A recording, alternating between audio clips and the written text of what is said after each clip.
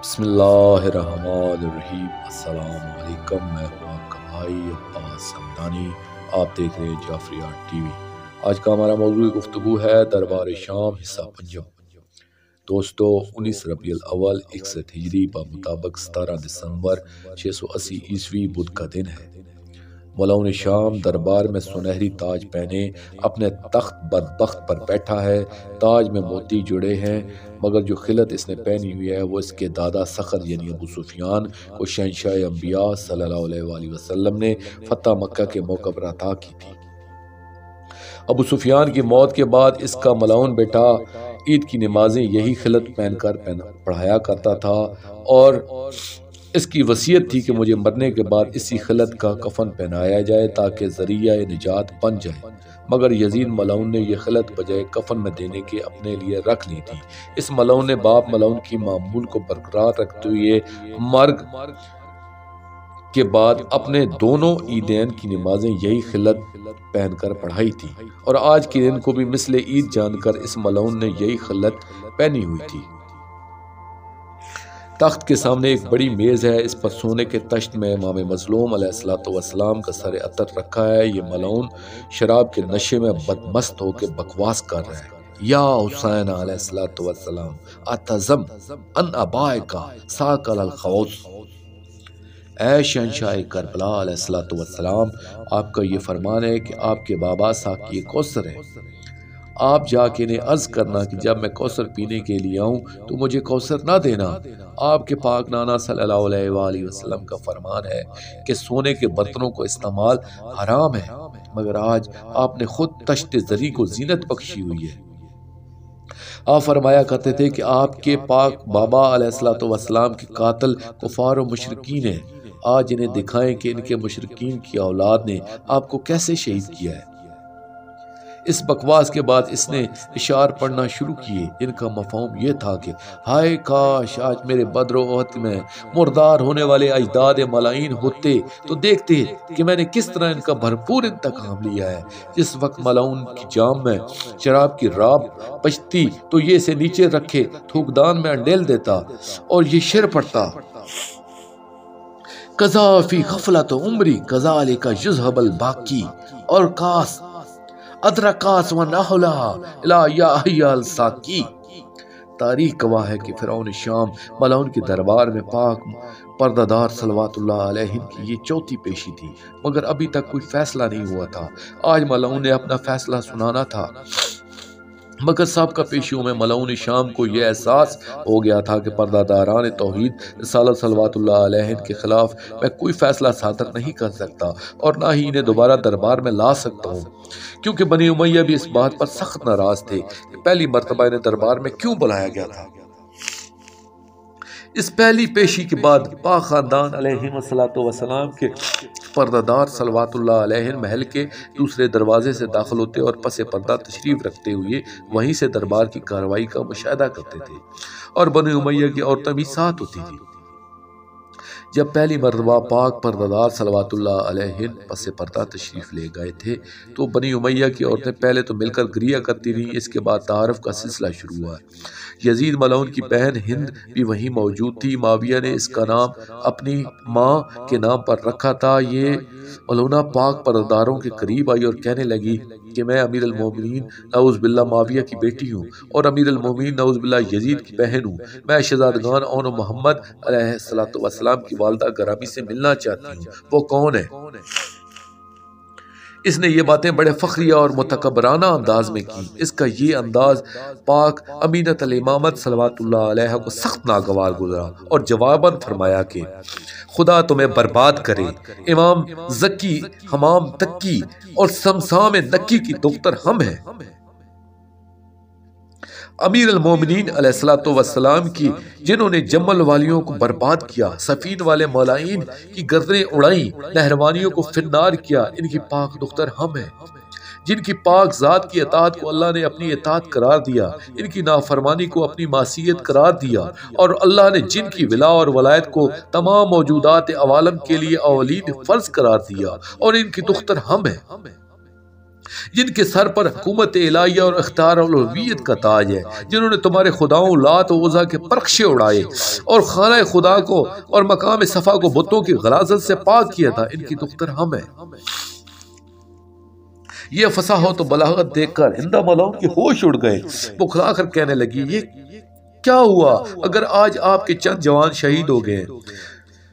बनी अब्दुल मुत्तलब अलैहिस्सलातु वस्सलाम ने हमारे भी तो खून बहाए थे। आपने उत्बा बिन रबी को मारा, रबिया को मारा, हुंज़ला को मारा, अबू जहल को मारा। आपने भी तो बहुत से अशराफ बनी उमैया मलाउन मारे थे जो अभी तक हम नहीं बुला सके थे। पाक मुअज़्ज़मा बीबी सलवातुल्लाह ने फरमाया कि तू इन्हें अशराफ कह रही है जिनकी माएँ मशहूरात बिल ज़ना वल खना थी। वो खुद भी बदनाम ज़माना थे। उन्होंने रसूलुल्लाह सल्लल्लाहु अलैहि वसल्लम के मुकाबले में फौज कशी की थी, इनसे लड़ाई की थी। तो इन मलाइन का तकाबल हमारे नजीब व शरीफ जवानों से कर रही है जो सैयद शबाब अहल जन्नत है। फरजादान रसूल खुदा सल्लल्लाहु अलैहि वसल्लम है जिनकी खिदमत करना जिब्राइल व मीकाइल फ़ख्र समझते थे। तो इन पाक व ताहिर हस्तियों के साथ अपने निजस व मलऊन अफराद को अशराफ कह रही है, मुकाबला कर रही है। तो ये शर्म आना चाहिए। इस वक्त बनी उमैया की तमाम औरतों ने इसे लानत मलामत की कि तुझे इतनी भी बदतमीजी नहीं करना चाहिए, इस मौके पर ऐसी बातें छेड़ बैठी है, खामोश हो जा। रासल जलूद मलाउन के दरबार का एक और वाक़या है कि जब मलाउन शाम का दरबार आरास्ता था, इमाम ज़ैनुल आबिदीन अलैहिस्सलाम दरबार में कुर्सी नशीन थे। पेशी अभी शुरू नहीं हुई थी कि एक दरबार ने इतला दी कि नवाहे दमिश्क में रहने वाले यहूदियों का सबसे बड़ा आलम रासल जलूद हाजिर होना चाहता है।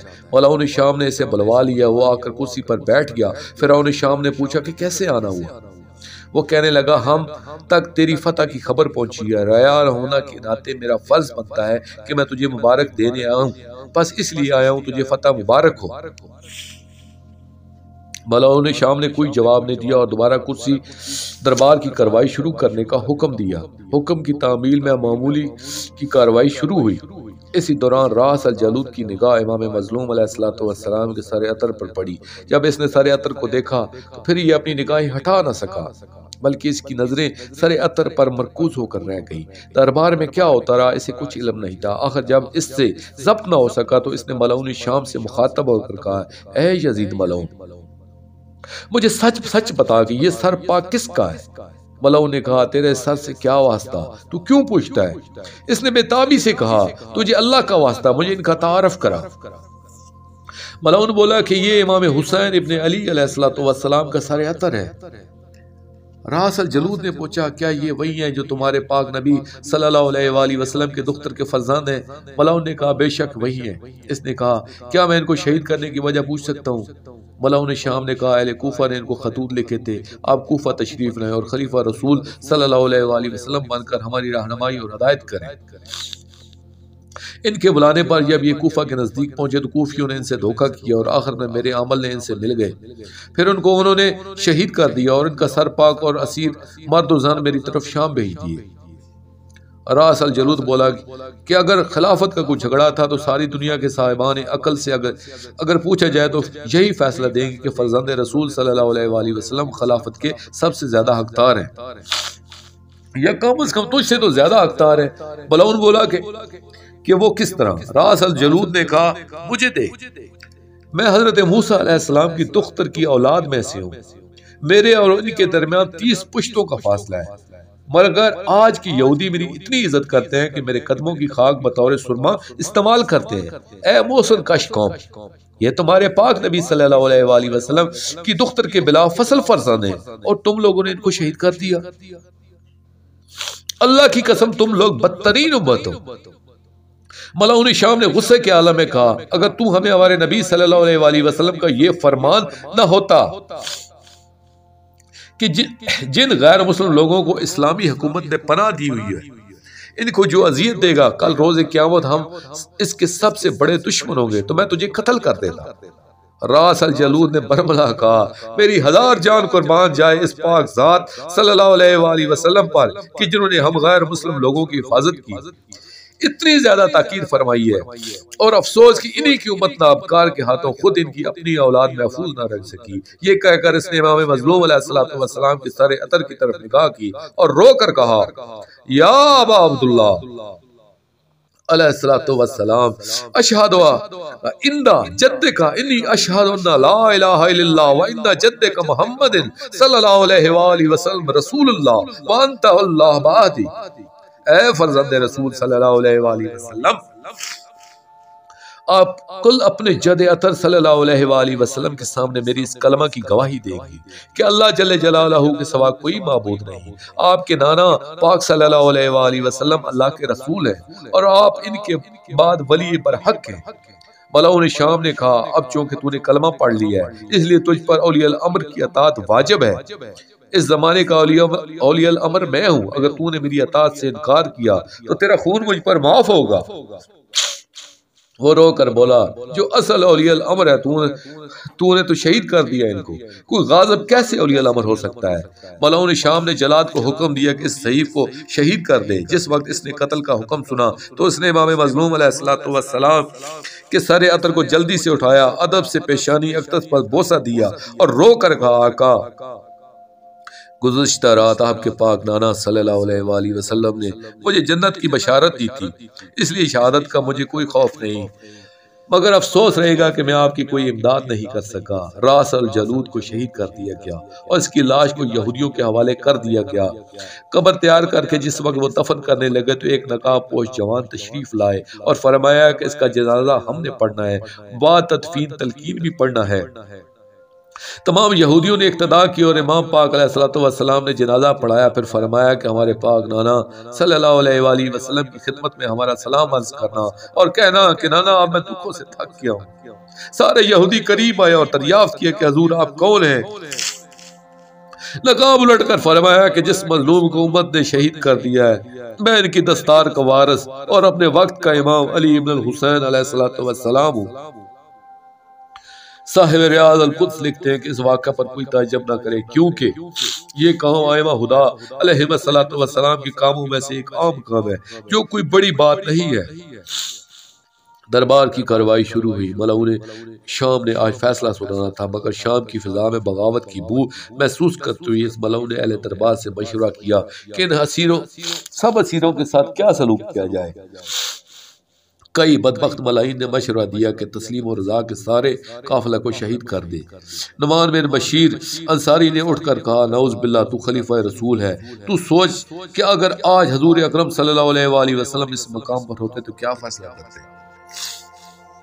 मलाउन शाम ने कहा, तेरा मशवरा यह है कि मैं इनको रिहा कर दूं। नुमान बोला कि मेरा मशवरा तो यही है। मलाउन शाम ने इमाम ज़ैनुल आबिदीन अलैहिस्सलातु वस्सलाम की तरफ देखकर कहा, अब आप खुद बताएं आपके साथ क्या सलूक करना चाहिए। सरकार अलैहिस्सलातु वस्सलाम ने फरमाया कि अगर तू शहीद करना चाहता है तो शहादत ना सिर्फ हमारी मिरास है बल्कि बाइस फ़ख्र व मुबाहत भी है, मगर तू हमारे पाक पर्दादारों सल्लल्लाहु अलैहि को किसी अमीर इंसान के जरिए वतन पहुंचाने का वादा कर। मैं शहादत के लिए तैयार हूँ। मलाउन शाम ने कहा, इन पर्दादारों को आप खुद वतन लेकर जाएंगे। फिर अहले दरबार की तरफ देकर कहा, मैं दोनों मशवरों का दरमियानी रास्ता इख्तियार करता हूँ कि ना तो इन्हें शहीद करता हूँ ना ही आज़ाद करता हूँ। पस्ता हुक्म सानी इस काफिला को जिंदान में कैद रखा जाए। तारीख गवाह है कि जिस वक्त मौला गाजी पाक अलैहिस्सलातु वस्सलाम ख़याम से रवाना हुए तो इस वक्त 42 मासूम बच्चे मौजूद थे कि जिन्होंने पानी तलब किया था, मगर जिंदान में पहुंचकर जब पाक शरीकत अल हुसैन सल्लल्लाहु अलैहा ने मासूम बच्चों को संभाला तो सिर्फ 14 बच्चे बाकी थे। कुछ मुअर्रिखीन के मुताबिक 18 बच्चे थे, मगर तारीख हमें ये नहीं बताती कि बाकी बच्चे कहाँ कहाँ और किस हाल में जुदा हुए। तारीख ये भी बताती है कि जब ये पाक काफिला करबला से कूफा और शाम की तरफ रवाना हुआ था तो पाक मस्तूरात सल्लल्लाहु अलैहि की तादाद 64 थी, मगर जब ये पाक काफिला जिंदान शाम में पहुंचा तो इस वक्त सिर्फ 20 मस्तूरात सल्लल्लाहु अलैहि बाकी रह गई थी। अब ये खुदा ही बेहतर जानता है कि बाकी पर्दादार मस्तूरात सल्लल्लाहु अलैहि की मज़ारें कहाँ कहाँ बनी। इस बारे में कोई रवायत मेरी नज़र से नहीं गुजरी। शाम की जिस नूर महल में ततहीर की मालिक मुखदरात इस्मत सल्लल्लाहु अलैहि तशरीफ लाई, इसके मुतल्लिक अहले मक्तल लिखते हैं कि जब जालिम शाम ने अहले दरबार के मशवरे सुन लिए तो बाद में इसने वारसाने अर्श इलाही को एक ऐसे नूर महल में जगह दी कि जिसमें न धूप की रुकावट थी, न सर्दी से बचाव का कोई इंतजाम था। रात का घुप अंधेरा होता था और दिन को साये का नाम न था। सर्दी रात को चैन नहीं लेने देती थी और न ही दिन को आराम मिलता था। कई रोजा ख्वान बयान करते हैं कि जिंदान में शदीद गर्मी थी, मगर दर हकीकत काफिला पाक दिसंबर के महीने में दमिश्क पहुंचा था और इस वक्त दमिश्क में शदीद सर्दी का मौसम था, क्योंकि दमिश्क एक पहाड़ी और पुरफिजा मकाम यानी हिल स्टेशन था और गर्मियों में भी वहां शदीद गर्मी नहीं होती, इसलिए जिंदान शाम में शदीद गर्मी का जिक्र करना दुरुस्त नहीं है।